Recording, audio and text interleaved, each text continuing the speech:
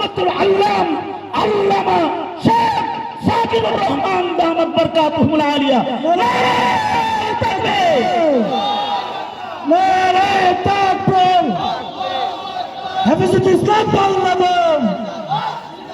বিসমিল্লাহির রহমানির রহিম। আলহামদুলিল্লাহ ওয়াসসালাতু ওয়াসসালামু আলা ইবাদিহিল্লাযীনা ইসতাফা, আম্মা বা'দ। আউযু বিল্লাহি মিনাশ শাইতানির রাজীম। ইন্নাল্লাহা মা'আল্লাযীনা ইত্তাকাউ ওয়াল্লাযীনা হুম মুহসিনুন। আমি বক্তব্য দেব না, দুটি আয়াত আপনাদের সামনে পেশ করব। ভূমিকা ছাড়া আমি কোরআনের আয়াত, একটি আয়াত তেলাওয়াত করেছি। এই যে কষ্ট করে বসে আছেন, এটা সাধারণ কিছু নয়, দুনিয়াবি কোনো জনসভা নয়, এটা একটা আল্লাহর পথে জেহাদের অংশ।